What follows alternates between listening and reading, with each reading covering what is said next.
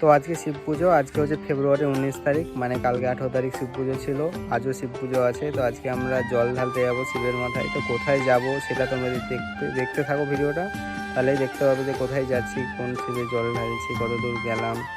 আর দুজনেই যাচ্ছি আমরা, আরও সব দুজন যাচ্ছে, বাড়ির কাকারা যাচ্ছে, মারা যাচ্ছে না। আমার যাওয়ার কথা ছিল না, হঠাৎ করে ও কালকে বললো যে যাবে, তো তাই যাওয়ার প্ল্যান হলো যে ঠিক আছে যাবো তাহলে। দাড়ি কিছু কাটা হয়নি। আর ও নিচে এখন সাজছে, আমি বাড়ির ছাদে এসেছি ওপরে এই ব্লগের প্রথম শ্যুটটা নেওয়ার জন্য। তো আমরা এবার বার হব, তো দেখতেই পাবে এবার ব্লগে যে কোনখানে যাচ্ছি, কী করছি। পুরো ব্লগটা দেখতে থাকো, ঠিক আছে?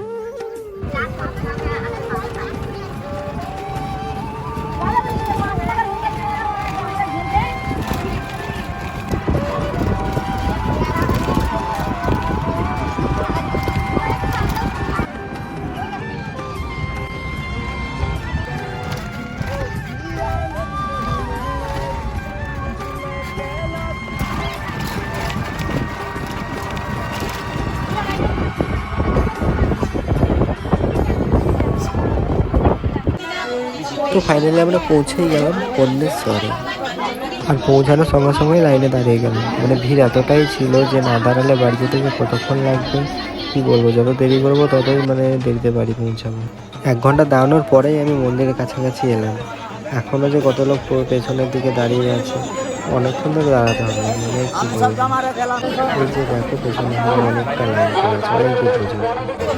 আর মেয়েদের লাইন অনেকটা দূরে, মানে সামনের দিকে মেয়েদের লাইন দেওয়া আছে, অনেকটা দূরেই আছে বৃষ্টি। আর ছেলেদের লাইনে দিদাটাকেও ঢুকতে দিচ্ছিল না। এই দিদাটা বলছে নাকি ওর ছেলে অসুস্থ আছে, তাই ওকে এদিকে ঢুকতে দিল। আস্তে আস্তে একটা করি।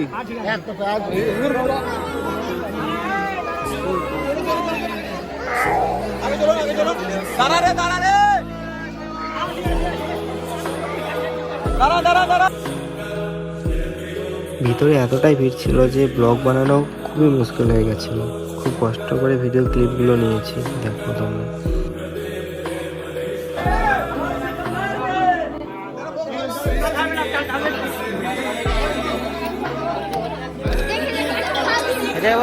ওকে খুঁজে খুঁজে এখানে পেলাম, তো মন্দিরের কাছে চলে এসেছে। অনেকক্ষণ ধরে খুঁজলাম, মানে অনেকক্ষণ না, 5-10 মিনিট হবে, তো এখানে আছে।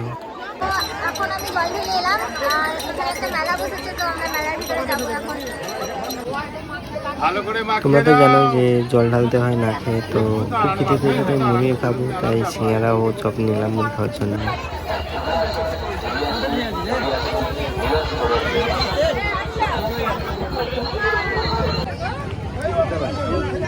তো আমরা এখন বাড়ি যাব, মানে আর ভালো লাগছে না, 1:30 বেজে গেল দুপুর।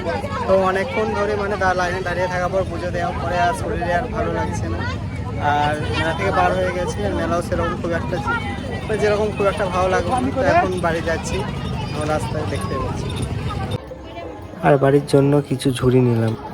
আর ব্লগটা এটুকুই ছিল। যদি ভালো লেগে থাকে তো চ্যানেলটাকে সাবস্ক্রাইব করো ও লাইক করো, শেয়ার করো। কেমন লাগলো সেটা কমেন্ট করে বলো।